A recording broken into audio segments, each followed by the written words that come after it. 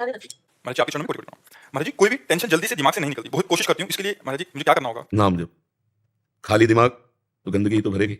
अगर हमारे दिमाग में भागवतिक चिंतन है, परमात्मा चिंतन है, तो हम उसको 2 मिनट में डिलीट कर देंगे। नहीं तो जीवन भर आदमी जिसने गलत कभी बोला वो सामने पड़ेगा, तो जीवन भर कोई द्वेष बनाए देते हैं। विवेक तो है कि एक क्षण में द्वेष को नष्ट कर दो और आनंदपूर्वक भगवत चिंतन में लगो। अगर भगवत चिंतन नहीं तो दूसरा कोई उपाय नहीं, आप ये पक्की बात समझ लो। अध्यात्म के बिना आप इन नेगेटिव भावों को रौंद नहीं सकते। आप इनको रौंदने के लिए जब नाम जप करोगे तभी। कितना भी कोई भी भारी से भारी विपत्ति, भारी से भारी समस्या, भारी से भारी नेगेटिव चिंतन हम नष्ट कर सकते हैं भगवान के चिंतन के द्वारा।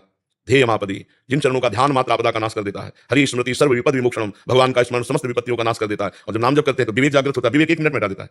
नहीं तो उसी का चिंतन, इसने क्यों कहा, कैसे कहा, और फिर दूसरा, फिर तीसरा, वो इतना चिंतन करते करते फिर डिप्रेशन में पहुंच जाता है। ये ओवर थिंकिंग रोकने के लिए नाम जप अत्यंत आवश्यक है। इस लोक और परलोक में आनंदित रहने के लिए, दिमाग शांत और शीतल रखने के लिए हमें भगवान का चिंतन, चाहे वो राम जपो, कृष्ण जपो, हरि जपो, जो नाम जपो, बिना नाम जप किए तब लगी कुशल न जीव कहूं, सपने हूं मन विश्राम, जब लगी भजत न राम कहूं, शोक धाम तज काम। ये शोक का धाम है संसार, कामनाओं का जाल बिछा हुआ। एक बात पूरी हुई, 2 खड़ी हो गई, 2 पूरी हुई, 4 खड़ी हो गई, और बार बार उसी का चिंतन करते हुए हमारा जीवन व्यर्थ चला जा रहा है। हम आनंद को तो जान ही नहीं पा रहे। आनंद किसे हम समझ रहे हैं? कामनाओं की पूर्ति से आनंद है, और कामनाओं की पूर्ति से तो और चिंता शोक बढ़ता चला जा रहा है। तो आनंद का मार्ग अध्यात्म है। हम नाम जप करते हुए सब काम करें।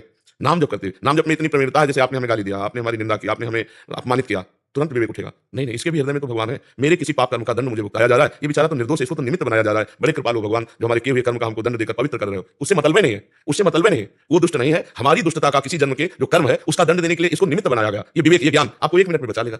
दूसरी बात, इतनी नाम जप से क्षमता आ जाती है कि जैसे अपने हाथ से अपने चोट लग जाए, किसको आप गाली दोगे? अपने हाथ से चोट नहीं लग जाती, अपने किसको गाली दोगे? अपने दांत से जबान कट जाए, किसको गाली दोगे? ऐसे ही सब में आत्मस्वरूप भगवान का दर्शन कर रहा है, तो दुनिया के द्वारा किए हुए प्रहार को ऐसे ही समझ रहा है जैसे अपने हाथ से अपने को दंड में। वो किसी को दोषी नहीं समझता, सब में भगवत भाव। उमा राम चरण रत विगत काम मद को, निज प्रभु में देखें जगत केशन करें विरोध। तो बिना भगवान के चिंतन के इस समस्या का समाधान नहीं हो सकता। जब तक सर्वत्र समबुद्धि नहीं आएगी, ज्ञान नहीं जागृत होगा, तब तक ये जलन शांत नहीं होगी।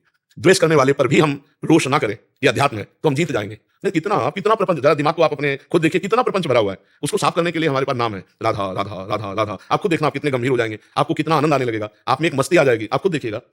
नाम ही एक उपाय है। किसका प्रश्न था? हाँ, नाम नहीं जब करोगे तो फिर इसको नहीं हटा पाओगी। यही तो दंड है, यही दंड है। अरे देखो, यही बुद्धि अपने आप जहर खवा देती है। अपने हाथ से आदमी जहर खाता है, अपने हाथ से फांसी लगा लेता है, अपने हाथ से शूट कर देता है। ये वही बुद्धि है जो भगवान से विमुख हुई, संसार में सुख खोजने गई, और जब उसको कुछ नहीं मिला, धोखा मिला, या उसका निर्णय ठीक नहीं हो पा रहा, तो सोचता है यार अपने को खत्म कर दो। ये है बुद्धि। ये देखो ना, कितनी घटनाएं ऐसी घटती है। तो इसलिए हमें लगता है सबको नाम जपना चाहिए।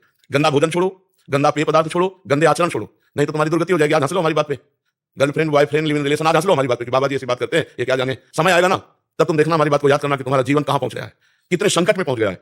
सच्चे मानो सबको नाम जप करना चाहिए, गलत भोजन छोड़ना चाहिए, गंदा पेय पदार्थ छोड़ना चाहिए, गंदे बच्चों का संग छोड़ना चाहिए, तभी जीवन उन्नतिशील होगा। जो 20 वर्ष के पहले ही ब्रह्मचर्य खो देता है, वो गृहस्थी लायक नहीं रहता।